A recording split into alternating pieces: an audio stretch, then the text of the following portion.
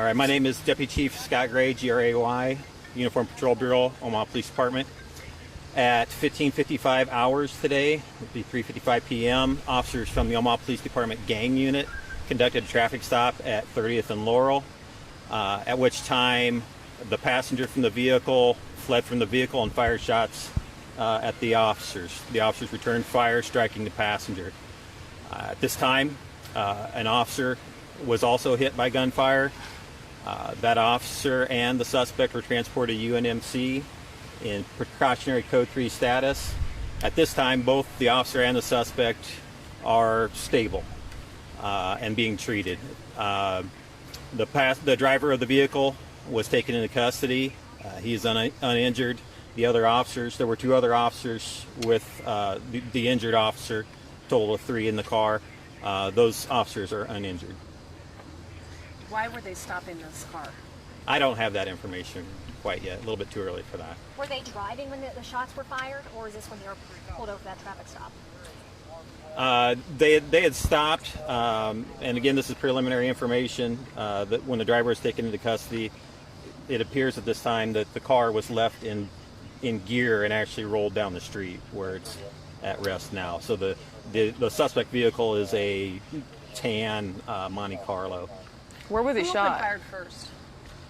I don't have that information yet, and I don't know. It's a little bit too early for that. So the passenger started shooting while he was running away? The passenger's an adult male. Okay, so the passenger was running away and he shot at officers while he was fleeing the scene. I don't know exactly how that unfolded yet, but we'll have some more updates a little bit later once we have some more of the investigation put together. And then officers opened fire as well? Correct. How many officers fired? I don't know that. Can you say anything about the officer or anything? Just a veteran officer and recovering at UNMC right now. With the gang unit? Correct. Shot in the shoulder? I can't confirm injuries right now. Can you tell us male or female? Adult male. Both the suspect and the officer are adult male.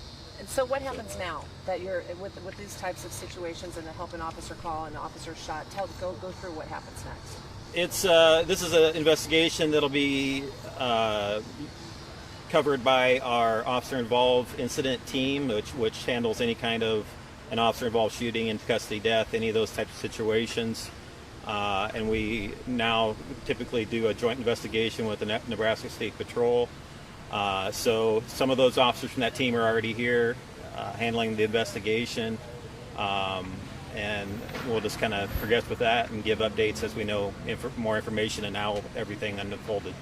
So it's got to be a relief that the officer is stable.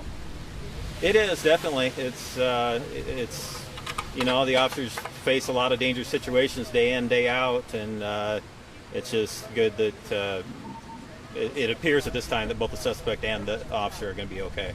And so, I mean, does it take you back to 2003 with Sergeant Pratt? Well, yeah. Or Officer Roscoe, right up the street. Right. I mean, on this day, was Officer Pratt Sergeant Pratt was shot on this day. Right. And no, it's difficult. These officers, like I said, deal with a lot of unknown situations and people that don't have the best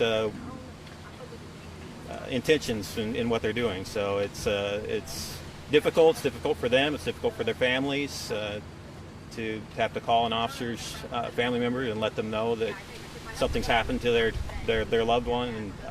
And of course, with the suspect, I mean, we certainly hope everything's good with the suspect and that he recovers and that his family, is thought of too in this situation. Is Chief Schmatter at the hospital? He's at the scene right now. Who all responded beyond OPD? I don't know. I didn't hear an answer to this, so maybe I'm asking the question again, but do you know how many officers shot and how many shots were fired? I don't. That's all.